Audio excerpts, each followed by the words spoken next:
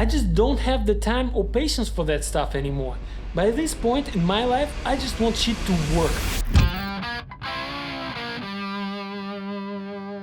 If you told me 10 years ago that I would own an Apple computer and a $5,000 top spec model at that, I would have laughed in your face. Because I've been a PC guy, PC gamer and general computer nerd for basically all of my life.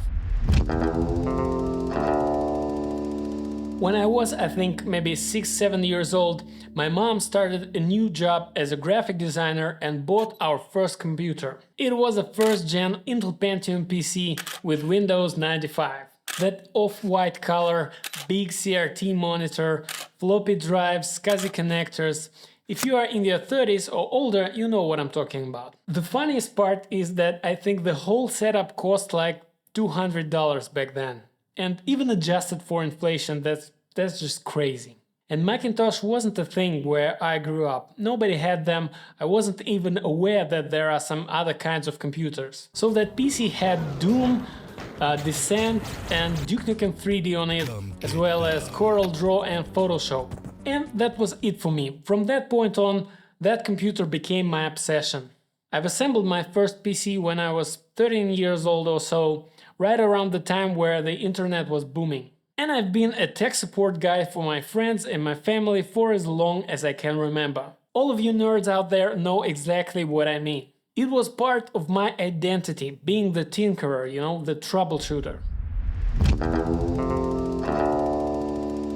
When the smartphone revolution started, I became a huge Google fan. It's called Android, and it's a new open source operating system. I had the very first Nexus phone, you know, that gray one with a little clitoris.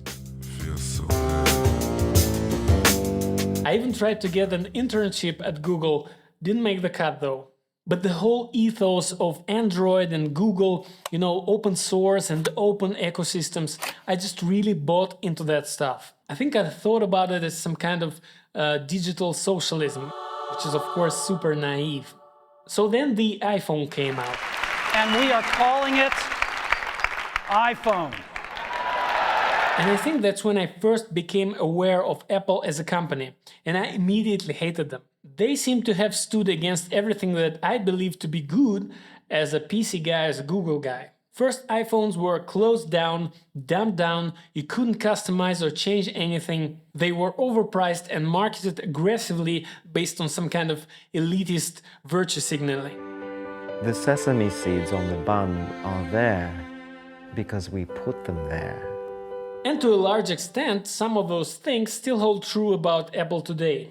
I don't think about them in terms of good or evil nowadays, because assigning moral qualities to corporations is extremely dumb. Corporations are not people and they're all equally amoral. And I'm completely over and done with any kind of brand fandom wars. If anything, it just makes me sad for the human race. It's 2024 and we still have people killing each other over race and religion and money and power. So petty bickering about what color your chat bubbles are or what kind of computer you use just seems utterly insane to me. But back to my story, how did I ever cross that line?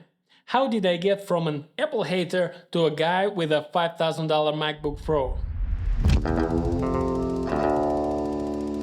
That's really the question that sparked this video, because it wasn't a conscious decision, it didn't happen overnight. But as I look back on my life, for past 10 years or so, I've been slowly but surely drifting away from open ecosystems. The first Apple product I ever bought was an iPad. It wasn't that expensive and it had great apps for it that weren't available anywhere else. And still to this day, I think that's the best value product that Apple currently sells. And I became addicted to it. It was beautifully designed and I enjoyed using it every day. And I think it was the thing that opened my eyes to the benefits of closed ecosystems. I saw that by controlling both the hardware and the software and limiting options, Apple was able to deliver a tighter and more well-curated experience. I saw that closed didn't mean evil, it was just a different value proposition. Give up some measure of control to gain better user experience and better overall design. I think about the same time that I became obsessed with an iPad, I got over smartphones in general. The innovation in the space had slowed down and I just sort of stopped caring. I realized I'm not actually using all the options and customizations anymore. I wasn't gonna unlock the bootloader and flash a custom ROM on my phone.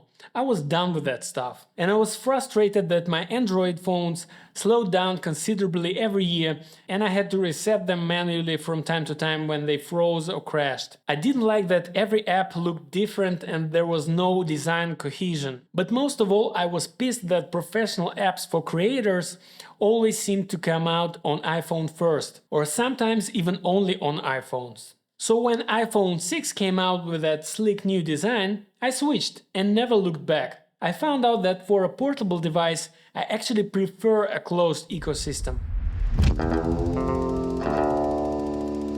But switching to Mac still seemed insane. It was, and still is, 2-3 times more expensive than a custom-built PC, and the benefits were unclear. Plus, keep in mind that I was still an avid gamer at that time. And incidentally, my first step at the whole YouTube thing was actually a gaming channel, which I dare you to find. And my workload was also heavily Windows based. It was either Microsoft Office stuff or Adobe Suite. And then DaVinci Resolve started making rounds. It was the first NLE that could properly take advantage of a dedicated discrete GPU, so I immediately switched from Premiere.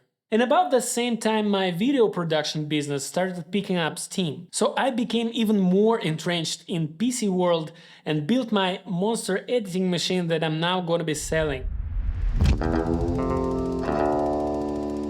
For some inexplicable reason, I just had so much trouble with this computer that I just came to resent it. It seemed like every month some kind of new issue cropped up, some kind of weird driver issue or some random BSOD that I had to spend hours diagnosing. And I barely got to use it for gaming. 2022 was so fucked up in so many ways, life got so hard all of a sudden, so playing video games was the last thing on my mind. And DaVinci Resolve was also performing terribly, crashing all the time. Once I had to render out a big documentary project on short notice for a client, and DaVinci just kept crashing on render. It was panic-inducing.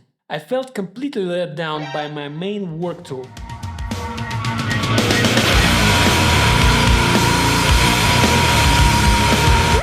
This huge and heavy thing guzzles up so much electricity and spews out so much heat and noise, and yet it can't do the one thing I built it for.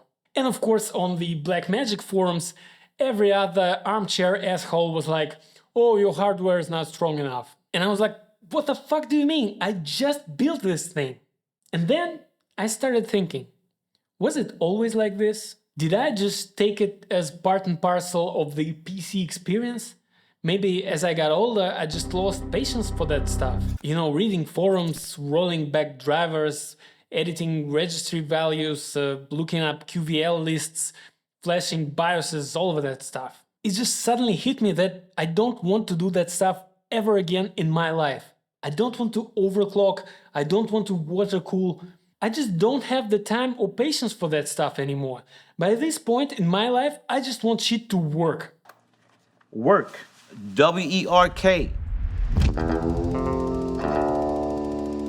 And so ever since Apple announced that they'll be making their own silicone and unveiled the M series Max, I was on the fence about switching. I looked closely at DaVinci Resolve performance and I just waited for a catch. I waited for the hype to settle down and some deal-breaking issue to be revealed. But nope, there wasn't any. The M1 machines absolutely rocked, and they still do. Nevertheless, just philosophically, I wasn't completely sold on the whole RISC-V versus x86 architecture change. As a lifetime PC guy, I still believe that general-purpose computing power is always better. Because you can always throw more general-purpose computing power at a task and just brute force it, rather than rely on some hardware optimization that may or may not be there for that one specific task that you need. After all, every year there is a more powerful GPU around the corner. But then it hit me. I don't actually use or want a general purpose computer. I want a special purpose computer. I want an appliance, a tool. I want a reliable machine for the creative work that I'm doing, and that's it. I don't want to mess with it, customize it, upgrade it. I don't even want to know what's under the hood.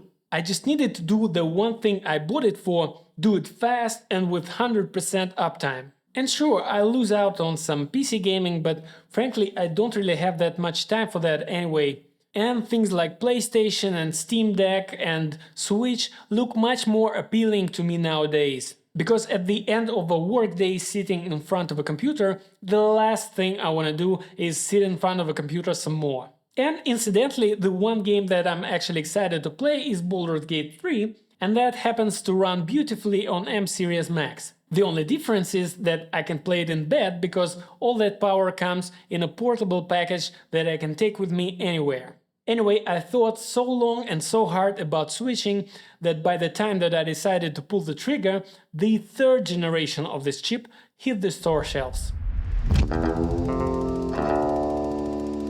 Well, and here we are. So what happened? What changed? Is Apple good now or what? Like I said, I don't think in those terms anymore. And I'm still critical about a lot of the stuff that Apple does. This computer is definitely overpriced, and their overcharging for storage is just outrageously offensive. Apple's marketing is still cringy to me because it promotes consumerism and elitism.